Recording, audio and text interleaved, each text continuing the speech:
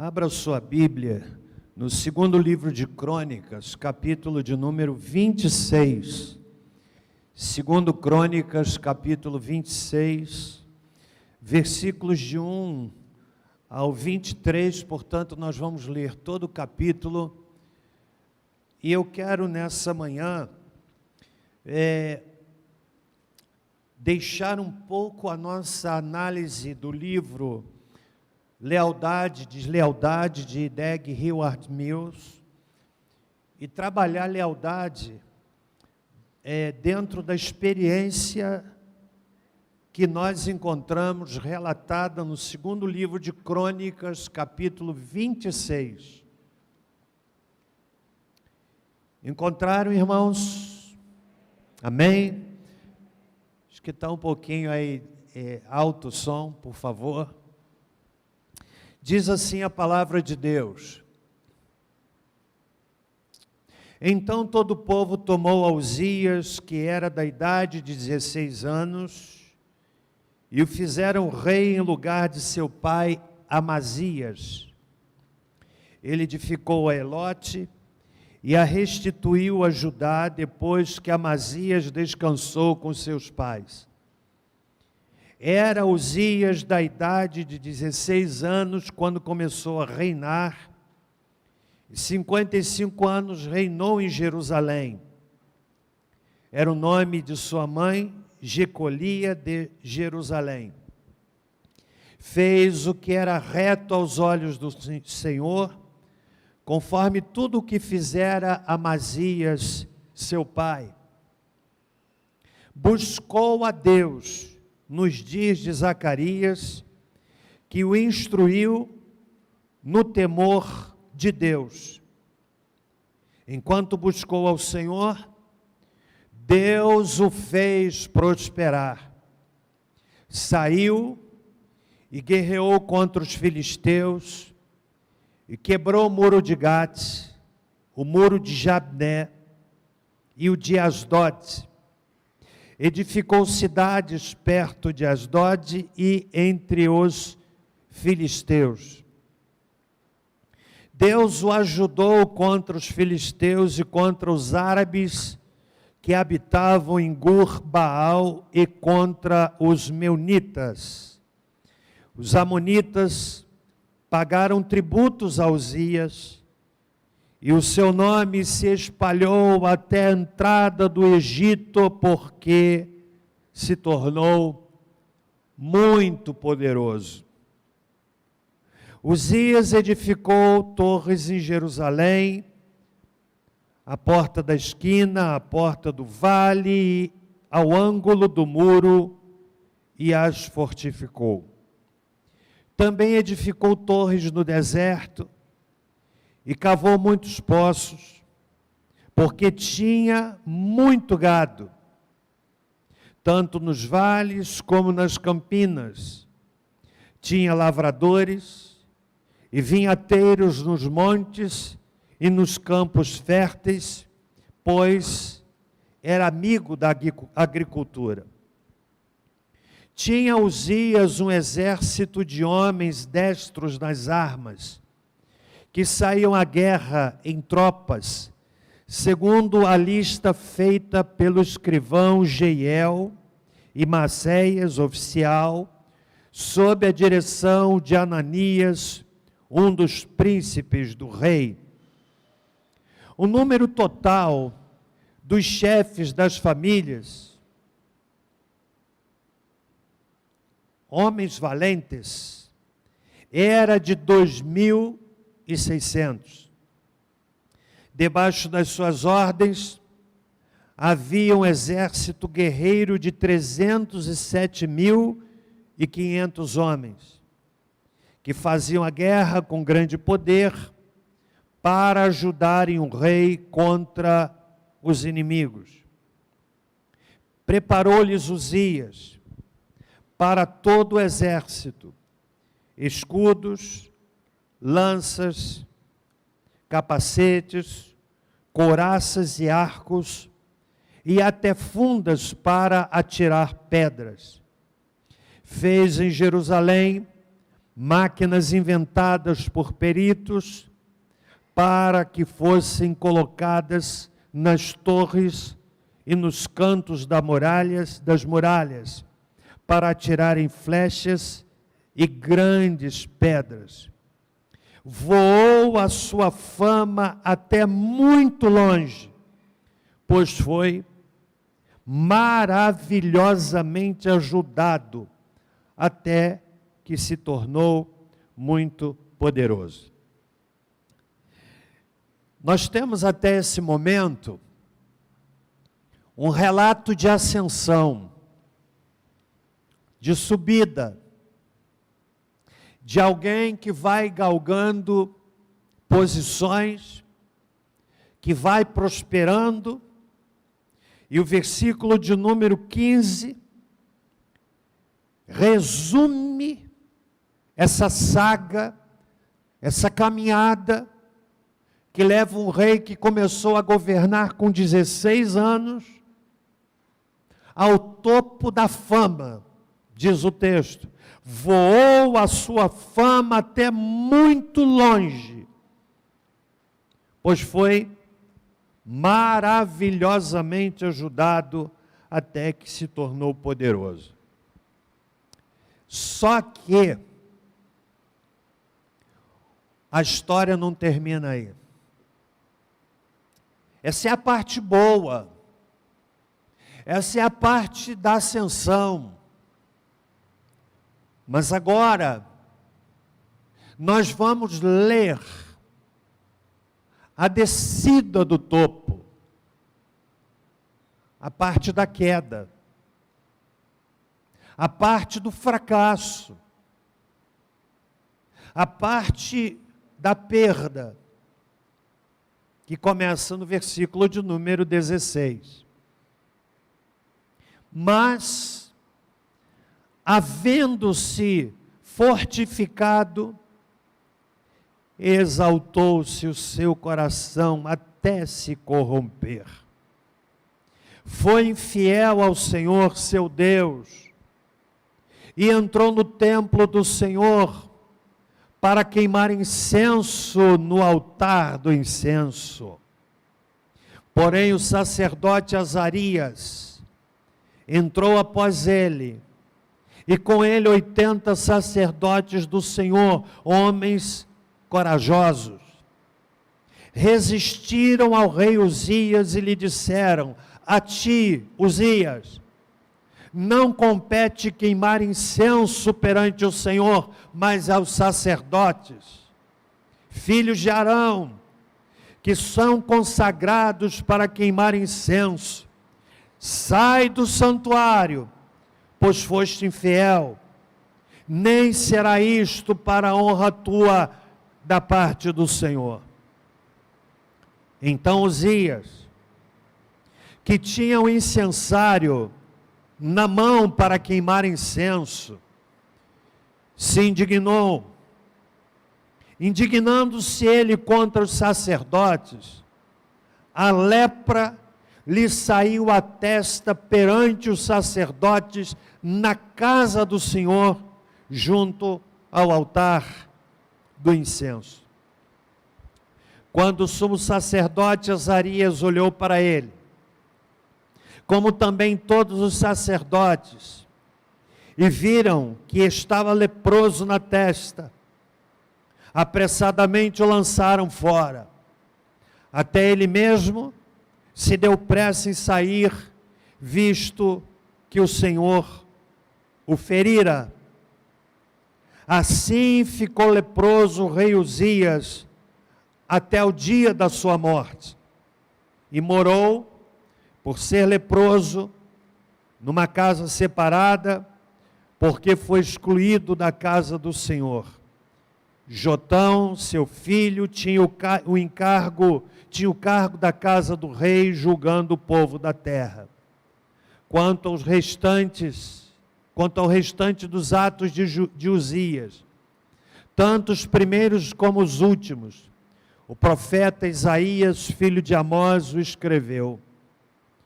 Descansou Uzias com seus pais, e com eles foi sepultado no campo do sepulcro que era dos reis, porque disseram: ele é leproso, e Jotão, seu filho, reinou em seu lugar. Senhor, fala-nos através da tua palavra nesta manhã, em nome de Jesus. Amém. Nós temos meditado, já por alguns domingos, sobre o tema lealdade e deslealdade, analisando o livro que tem o mesmo nome, que é um best-seller, que tem se constituído motivo de muitas conferências e seminários nas mais variadas denominações, porque é sabido que a deslealdade é uma tragédia em qualquer lugar. É uma tragédia dentro do casamento, quando o marido não é leal à esposa e quando ela não é leal ao marido. É uma tragédia dentro até mesmo do namoro. É uma tragédia numa empresa. Lidar com um funcionário desleal é uma tragédia. É uma tragédia na escola. Ter um colega de trabalho desleal é uma tragédia. Aquele tipo de deslealdade do indivíduo que quer ganhar as vantagens do trabalho que o outro fez. E talvez eu esteja até falando aqui, no culto presencial e no culto virtual, para pessoas que, ao ouvirem sobre lealdade e deslealdade, são levadas de volta a uma experiência pessoal, familiar, ou até da sua relação de amizade de alguém que foi terrivelmente prejudicado por causa da deslealdade. Mas hoje, eu deixei de lado a análise do texto do livro para dizer aos irmãos e irmãs que a principal lealdade, a matriz de todas as manifestações de lealdade, precisa ser a lealdade para com Deus e com a sua palavra. Quem busca ser leal a Deus, fiel a Deus, leal à sua palavra, é claro que vai compreender a importância, a necessidade de ser leal ao próximo. Seja no âmbito da empresa, seja no âmbito da escola, seja no âmbito da igreja. Então eu quero nessa manhã dar o seguinte título à nossa reflexão: principal lealdade é a lealdade a Deus. Nós vamos extrair do texto alguns princípios que seguramente vão lhe ajudar. Me ajudam. E o meu desejo é de que nós aprendamos nessa manhã com a palavra de Deus. Você viu que Uzias começou bem, mas terminou mal. Eu oro todos os dias, várias vezes durante o dia, para que possa terminar bem, possamos, Débora e eu, terminar bem. Nós oramos para que o epílogo seja mais surpreendente do que o prefácio. Oramos para que o fim seja mais glorioso do que o início. E eu aprendo na história de Uzias o que ele fez que o levou ao topo e o que ele fez que o levou ao chão. Portanto, é uma história de ascensão e queda. Meus irmãos e minhas irmãs, se quisermos saber o que traz progresso para uma pessoa, a história de Uzias é um extraordinário exemplo. Quantos anos ele começou a reinar? 16 anos, um adolescente. A receita está aqui. É um princípio, é uma estaca que serve para qualquer pessoa, em qualquer época. Versículo 4. Fez o que era reto aos olhos do Senhor. Verso 5. Buscou a Deus nos dias de Zacarias, que o instruiu no temor de Deus. Enquanto buscou ao Senhor, o que é que a Bíblia diz? Deus o fez. Querido irmão, isso é um princípio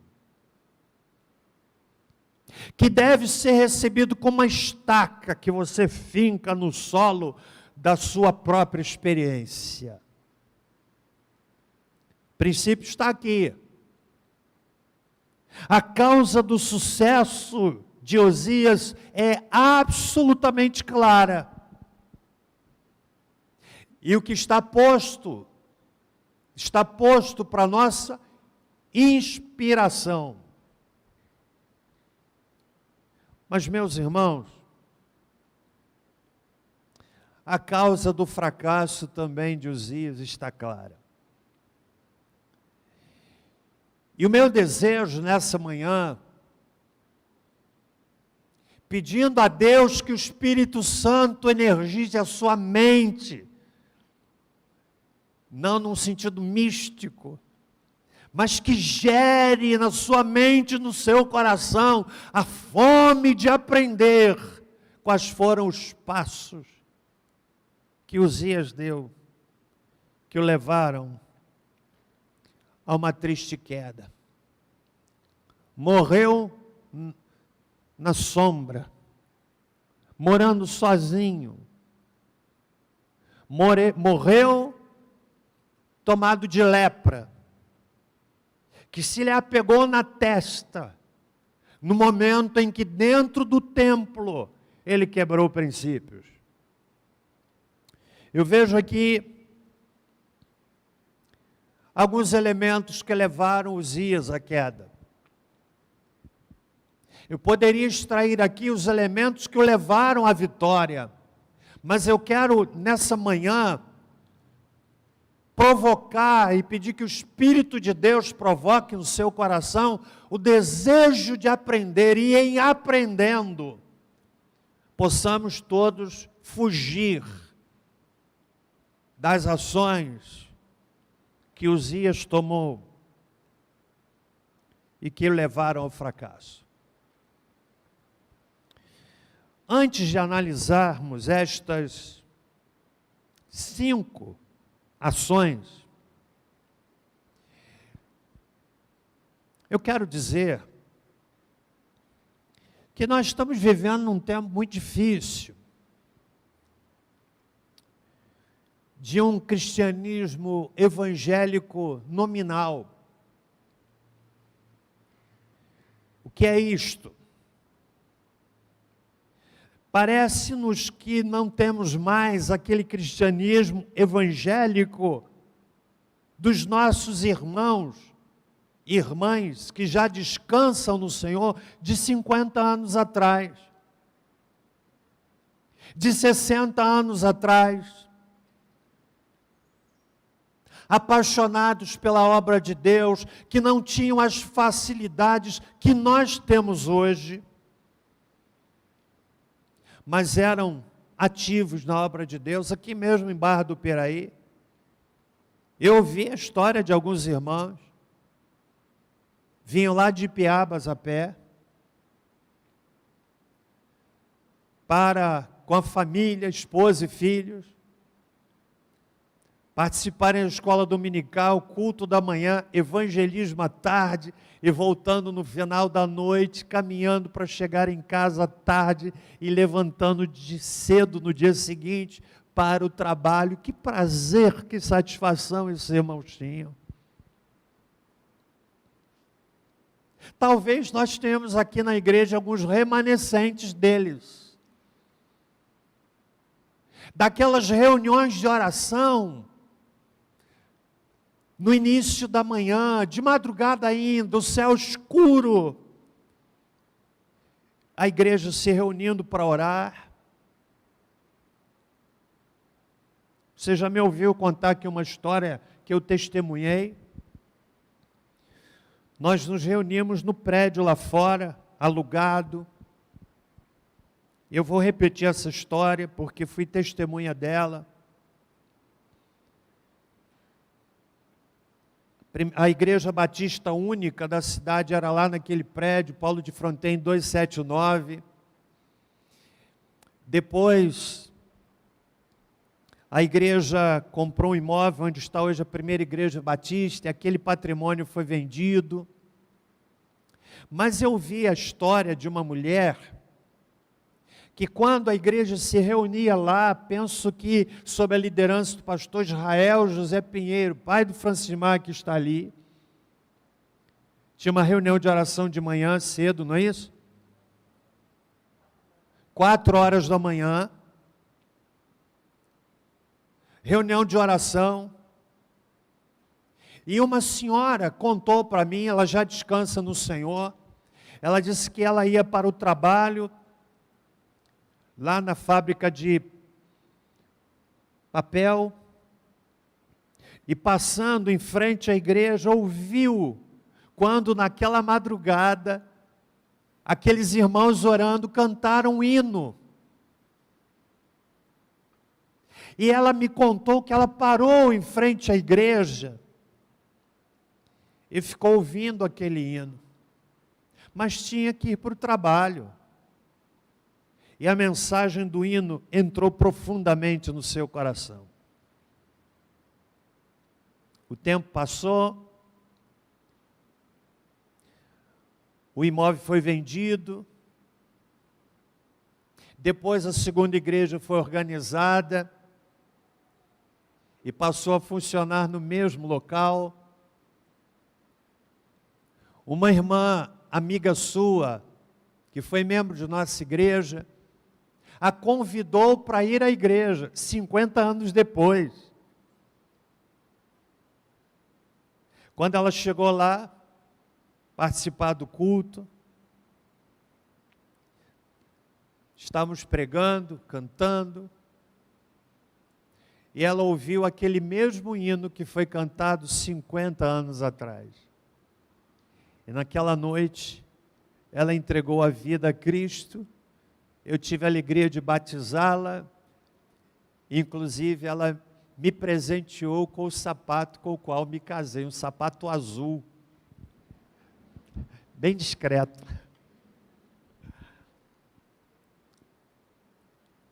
Ah, irmãos, que saudade daqueles tempos!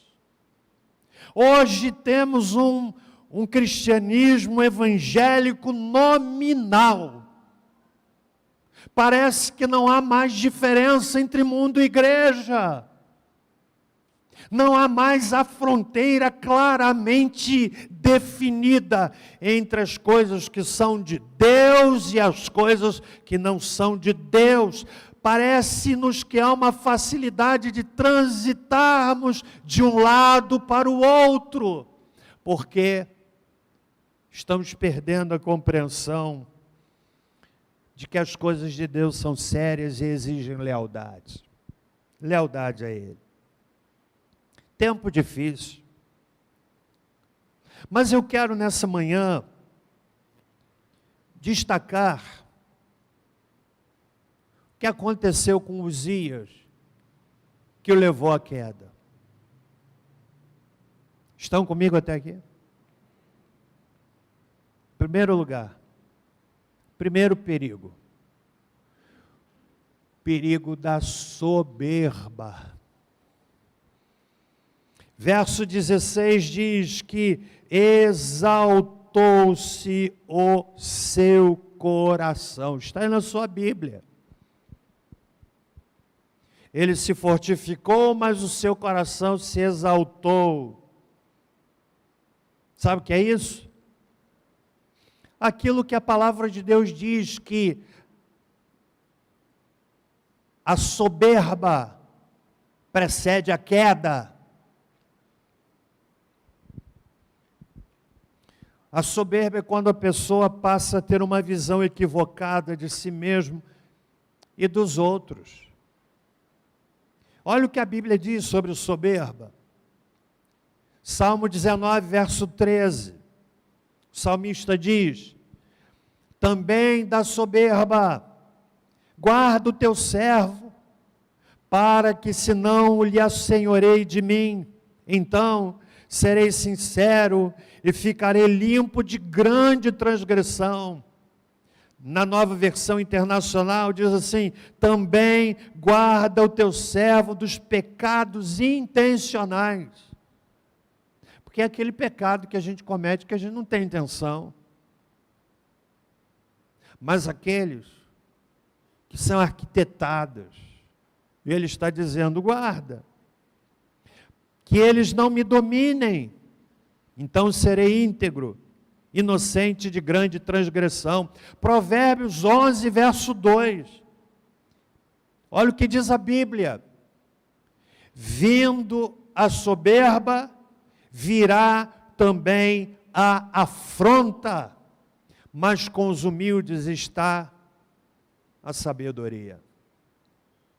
Olha o que diz Provérbios 21, versículo 24, na Nova Versão Internacional, diz assim: o vaidoso e arrogante chama-se zombador, ele age com extremo orgulho. Veja o que diz Provérbios 16, verso 18: a soberba precede a ruína, e a altivez do espírito precede a queda. Provérbios 29, verso 23: a soberba do homem o abaterá, mas o humilde de espírito obterá honra. Qual foi a primeira ação que fez com que Uzias, que se tornou famoso, viesse a queda? Começou com a soberba. E quem de nós aqui está livre? Há muito eu li de que no Império Romano, quando um general voltava de uma batalha com seu exército, ele não entrava de imediato na cidade. A entrada precisava ser uma entrada triunfal. Então, muitas vezes, eles se acampavam fora da cidade, para que a cidade pudesse se preparar para a entrada triunfal do general.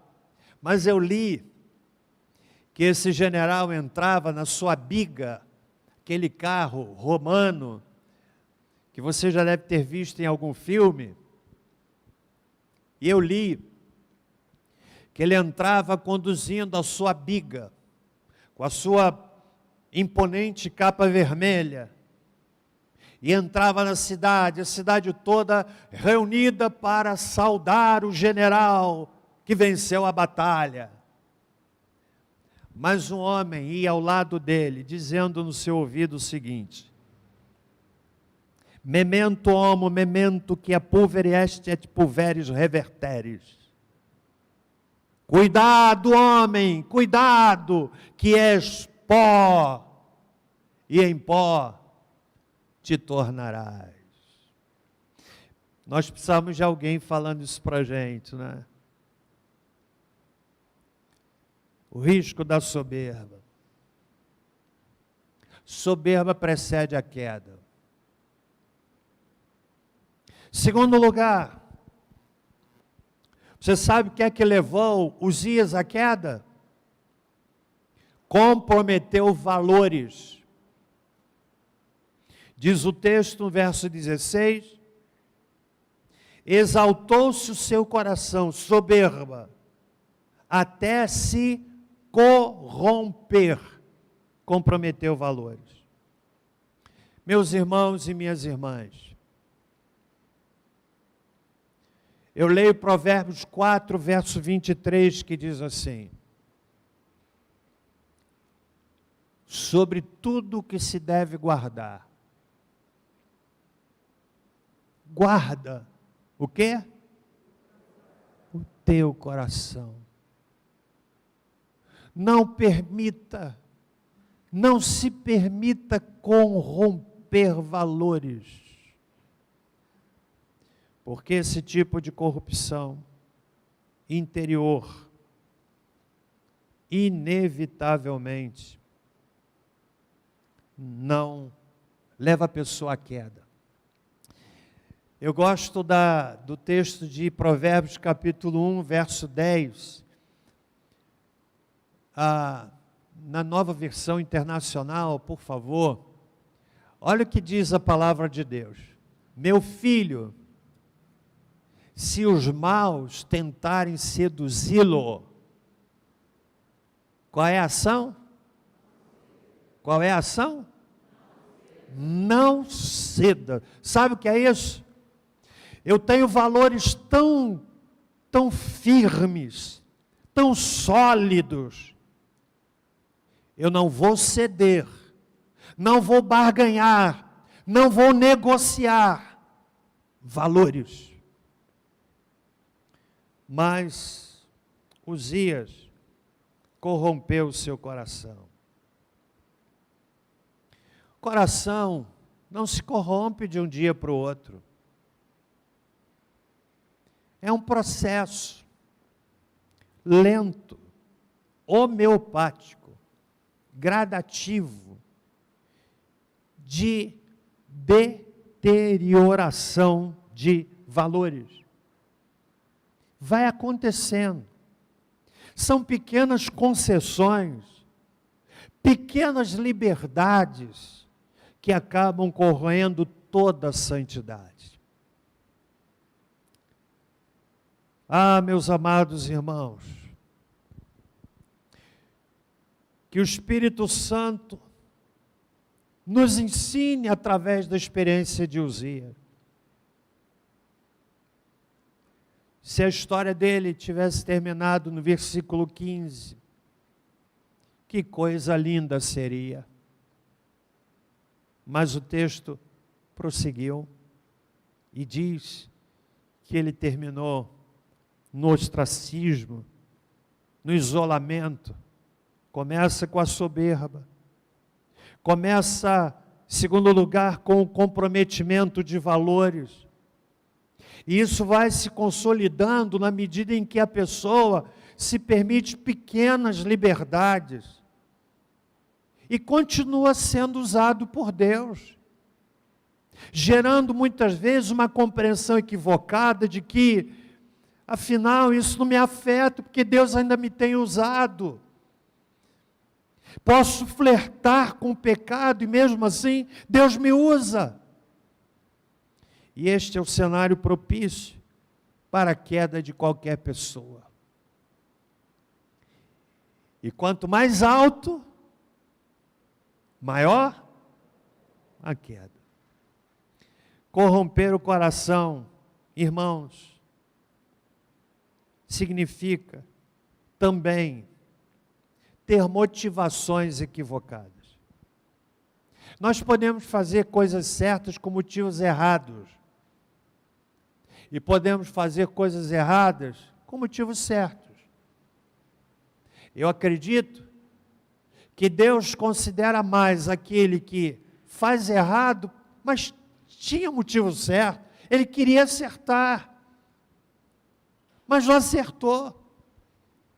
Do que aquele que até consegue fazer coisas certas, mas a inspiração, a motivação equivocada.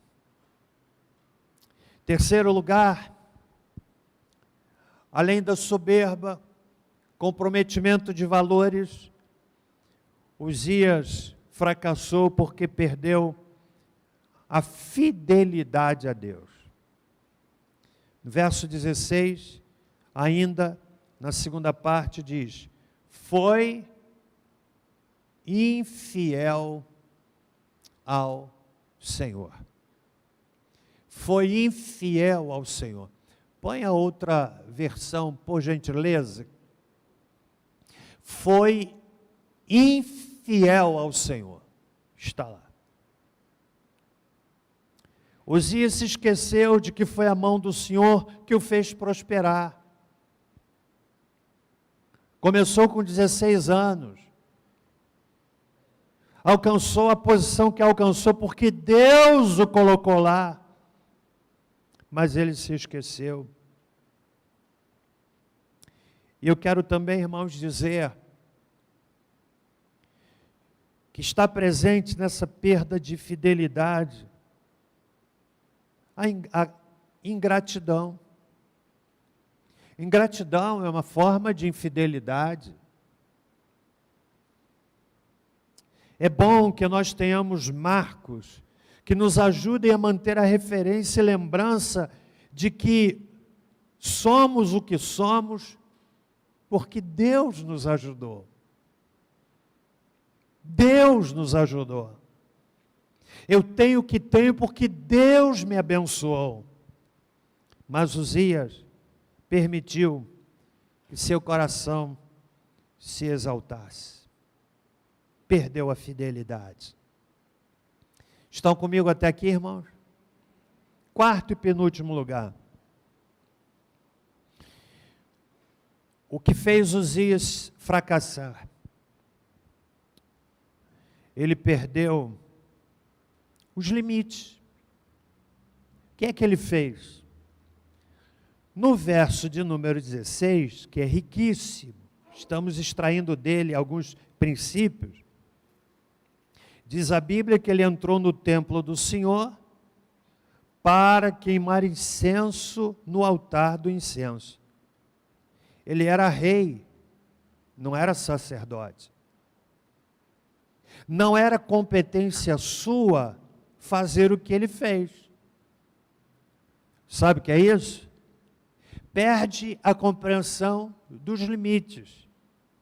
Perde a compreensão dos parâmetros. É aquela pessoa que pensa que pode tudo.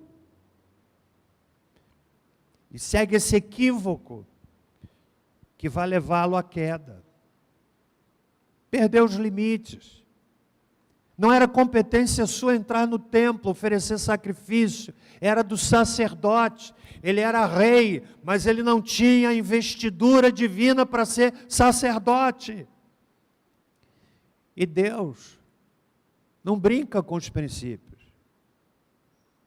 Quebra de princípios sempre traz consequências. Sempre traz. Nós temos a liberdade de escolhermos o que queremos fazer. Mas não temos a liberdade de selecionarmos as consequências.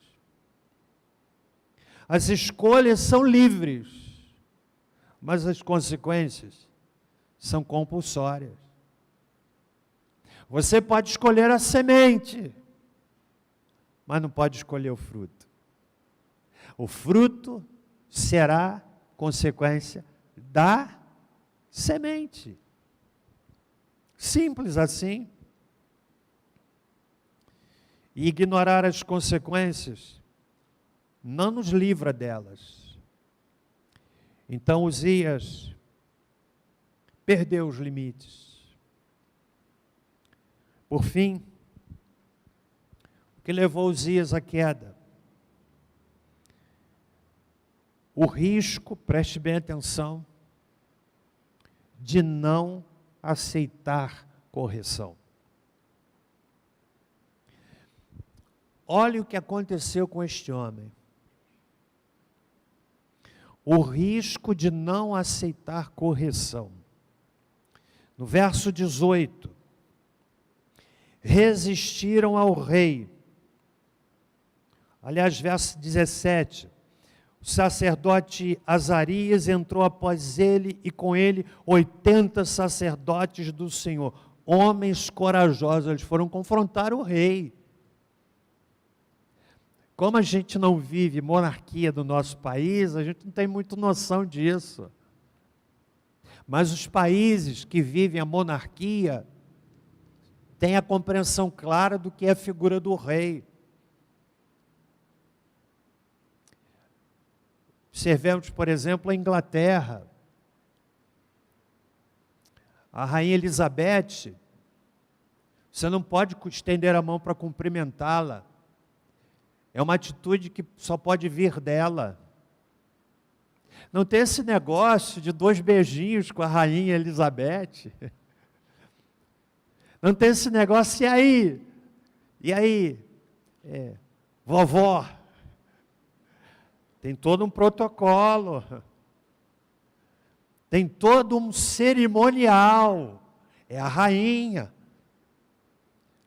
O imperador do Japão, Hirohito, você não pode, você tem que se inclinar diante dele, é o protocolo, ele é o imperador, ainda que não governe. Então nós não compreendemos bem o que é que está dito aqui, mas o texto diz que eles foram corajosos, porque foram confrontar o rei.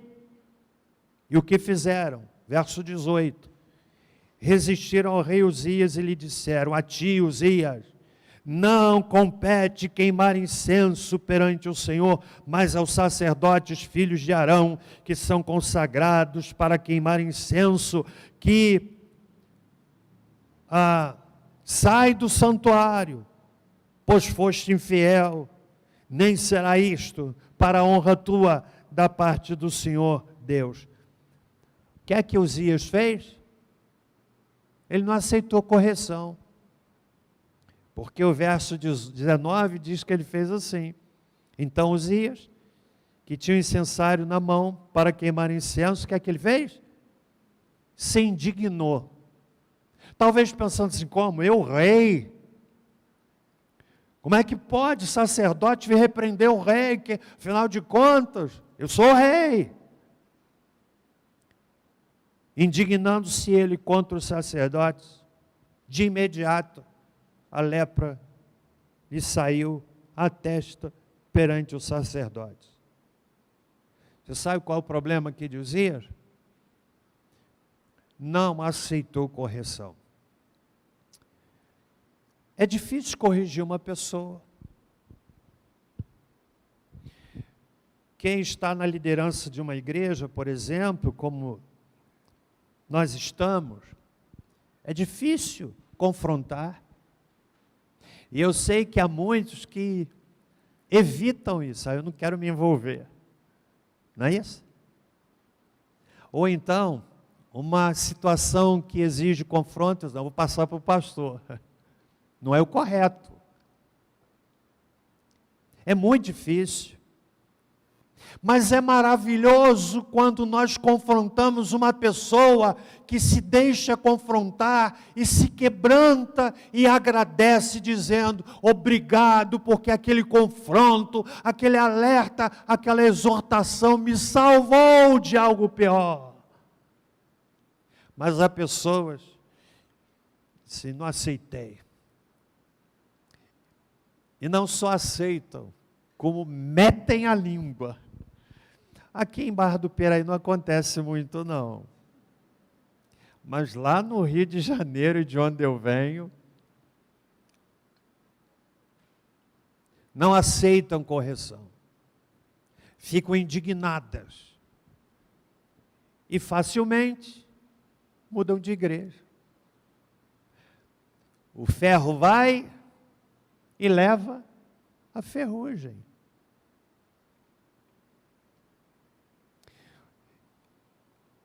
Meus irmãos,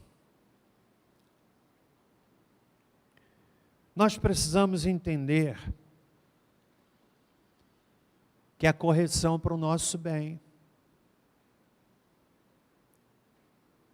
Quem não aceita a correção em coisas pequenas, constrói uma cultura equivocada de não aceitar correção nas coisas maiores. Não aceito, fica indignado como ele ficou. Provérbios 5, versos 12 a 14, dizem assim: como aborreci a correção, e desprezou meu coração a repreensão. Eu não escutei a voz dos meus ensinadores, nem a meus mestres inclinei o meu ouvido. Quase que em todo o mal me achei no meio da congregação e do ajuntamento. O escritor está dizendo, eu não aceitei correção. Os pais precisam corrigir os filhos. É mais fácil corrigir um filho para não ter que consertar um adulto. Corrigir os filhos. Definir limites para os filhos. Há pessoas adultas que têm dificuldades com o recebimento de correção, porque nunca foram corrigidas na sua formação, na sua matriz, dentro de casa. Há famílias em que os filhos falam em pé de igualdade com seus pais. Agora pensa bem, esse camarada que não se submete à correção dos pais dentro de casa, vai submeter na igreja? Claro que não. E cresce uma árvore torta. A árvore, enquanto é pequena, você pode moldar a sua forma. Você já viu em floricultura, casa de plantas, que eles pegam às vezes algumas plantas e entrelaçam aquelas plantas, elas são pequenas e eles amarram, e você chega e diz, como é que aquela planta cresceu com aquele desenho? É porque enquanto pequenas, elas foram moldadas. Você põe uma guia para aquela planta, mas depois de formada, querido, impossível. Impossível. Uzias não aceitou correção. E eu quero finalizar essa palavra dizendo que a consequência para Uzias, que ele começou muito bem, mas terminou muito mal. Me dá temor quando eu leio isso. Teve um brilhante início, mas teve um triste fim. Verso 21. E isto pode acontecer com qualquer pessoa. Qualquer um. Homem ou mulher. Sobretudo aqueles que têm sido poderosamente usados pelo Senhor. Que o Senhor trabalhe o nosso coração, que tenha a inclinação à soberba. O meu coração inclinado à soberba, o seu também. Que Deus tenha misericórdia de nós. E nos guarde. Para que, ao final da nossa jornada, possamos dizer, como disse Paulo, no final da sua vida, escrevendo ao jovem pastor Timóteo, ele fez uma extraordinária declaração, um epílogo fantástico, quando Paulo diz assim, o tempo da minha partida se aproxima. Combati o bom combate. Acabei a carreira. e guardei a fé. Combati o bom combate, acabei a carreira, guardei a fé. Ou seja, estou no epílogo, estou ensarilhando as armas. Ensarilhar é aquela ação do soldado de colocar as suas armas encostadas umas às outras. Combati o bom combate. Estou lustrando a minha arma para devolvê-la. Acabei a carreira. Guardei a fé. Terminou bem. Deus nos ajude. Deus tenha misericórdia de nós, para que não tenhamos o fracasso que esse homem teve. Meu irmão, minha irmã, vamos ficar em pé.